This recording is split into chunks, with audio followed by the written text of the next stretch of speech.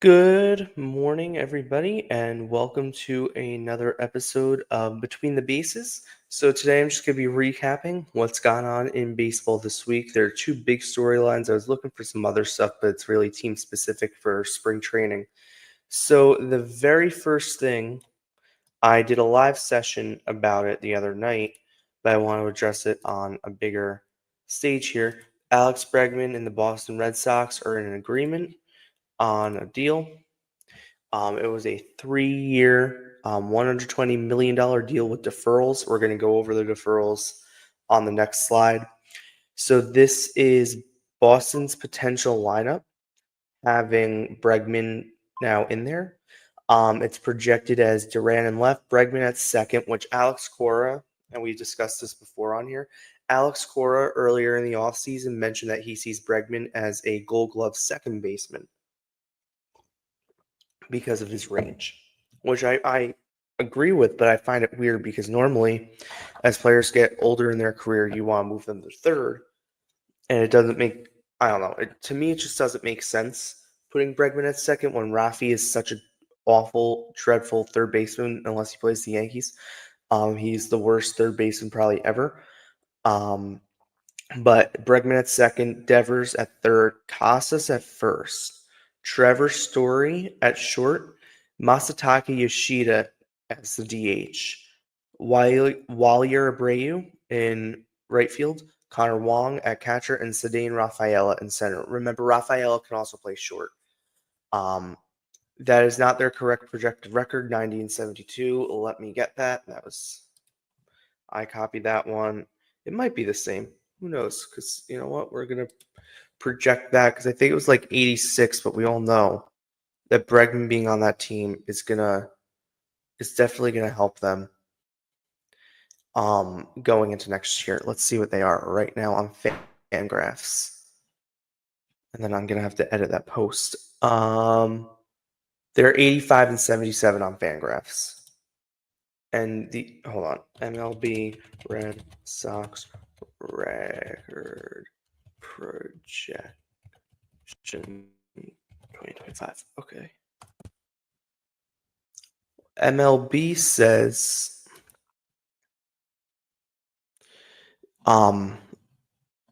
just about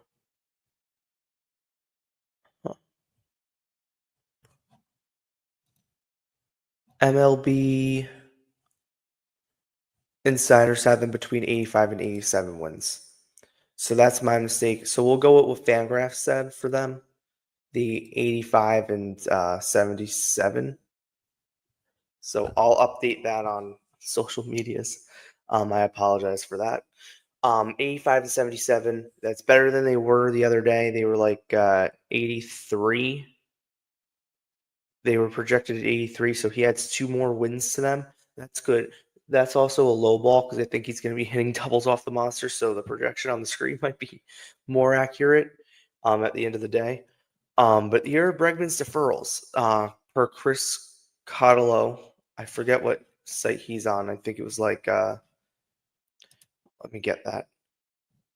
I have that here. I forget what site he was. He was on Mass Live, I think it was. I'm going to double check that. But I feel like I remember it being Mass Live. But he's saying that these are the deferrals. Yes, Mass Live. Okay. The deferrals are $20 million each year beginning in 10 years. Is that 10 years from when his contract in Boston's up? Like if he opts out, I don't know. There's not really much context here. But I'm assuming it's 10 years from when his contract opts out. So let's say he opts out at the end of 2025. That means beginning in 2035, he'll be paid $20 million a year from Boston. So that's a good deal for Boston. He's going to really help them. Now the second part of this is Anthony Rendon. Anthony Rendon is having hip surgery, per Sam Blum of The Athletic, and he's going to miss a long amount of time. The Angels have planned their off-season plans around going forward without him. They anticipate something like this. This contract has been dreadful for the Angels completely. It's been a nightmare for Anaheim. And I put up on the screen, will he ever play another game again? I'm tending that he won't. Ken Rosenthal of The Athletic was on foul territory yesterday and pretty much said he might just ride the IL until he retires because he's not going to forfeit the money that they owe him, and it was a lot of money. But he was one of the best players when he signed in December of 19, and that contract has been awful. And you don't want to ever see someone get hurt like this. You never do. But it's like this is the same guy who keeps getting hurt. He's played a handful of games for the Angels. And for a team that, with him maybe could have competed with Trout, especially in that COVID season and Ohtani at the time. That's sad to see. But speaking of the Angels, they've actually made some decent enough off-season acquisitions this year. Going out and getting Yusei Kikuchi, this week getting Kenley Jansen. I really, side note about Kenley Jansen, I really, really hope because he's back in California, he's in LA. I hope he does California Love as his walkout song this year. I think that'd be awesome because I'm a Yankee fan. That's such a vibe when California Love will come on. I always like the closer music. I think that's just fun. I will forever, though, have PTSD from White Horse by Chris Stapleton, though, for closer music. But I do I want him to bring California Love back. I feel like that was just so fun. I know that's like iconic for like the Dodgers, but that was fun. But they've put off a quiet, like nice off season, and they're like not done. They're still shopping aggressively for relievers. They were talking to the Verdugo camp. They might be in on him. See some other names they brought in this off season. The Angels have quietly had one of the better off seasons in baseball this year. They really have. And is that enough to compete?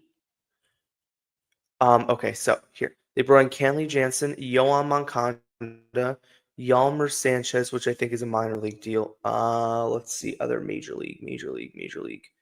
Kikuchi.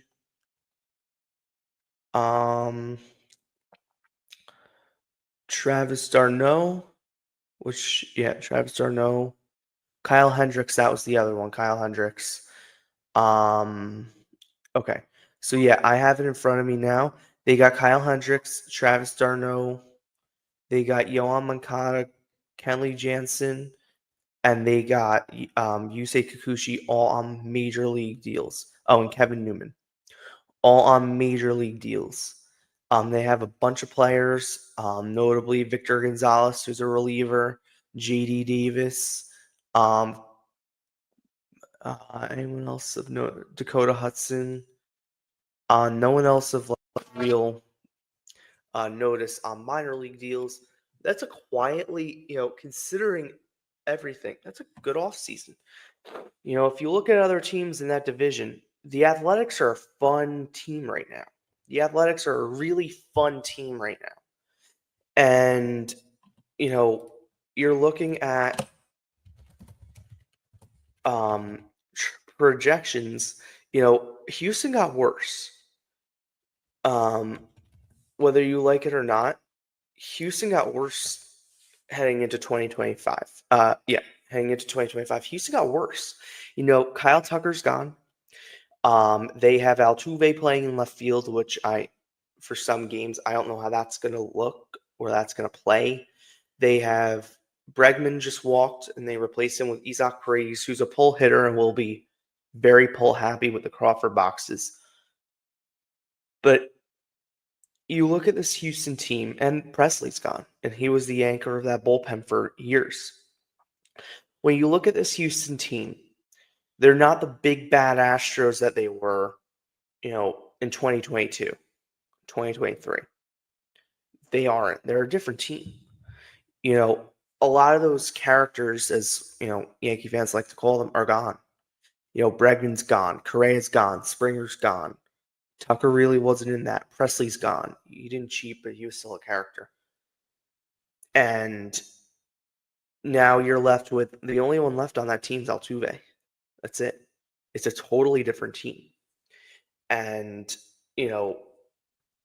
are they a threat in that division? Absolutely, they always will, because they always are a sneaky team. Do they have enough to win that division? I don't know, because I do think the Rangers are probably better than them. The Rangers have had, while we're doing AL West preview, the Rangers have had a very good offseason. The Rangers have had a fantastic offseason. They brought in on major league contracts, and I'm going to get to the trades. On major league contracts, they brought back Nathan Eovaldi. They brought in a reliever, Luis Curvelo. They brought in, this is a big one, Kyle Higashioka, who was very good in the postseason. They brought in reliever Jacob Webb. They brought in minor league deal, but catching depth, Tucker Barnhart. They brought in Holby Milner in the bullpen. They brought in Jock Pearson. That's a really big move for them. Sean Armstrong in the bullpen. They've done really good this offseason, it looks like. That's most of the notable on that front. Then for the trade front, they acquired Mason Molina, a starting pitching depth. Robert Garcia from the Nats for Nate Lowe. They acquired Jake Burger from the Marlins. They acquired Matt Fiesta from the Cubs for cash. This is a good team. They're going to be a good team. The World Series hangover. Everyone's healthy now this year. Clean bill of health.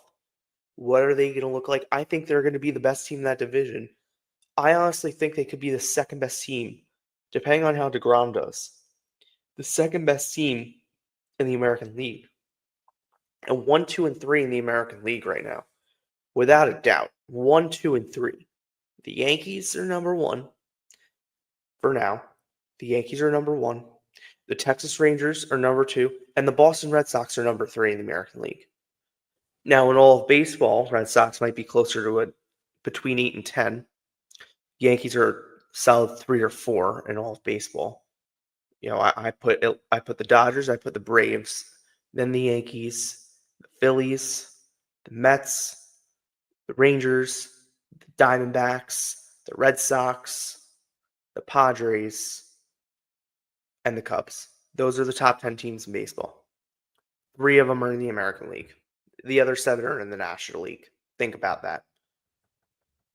And that was off the top of my head. I'm not reading anything. That was my top 10 teams in baseball this season, heading into the season on paper.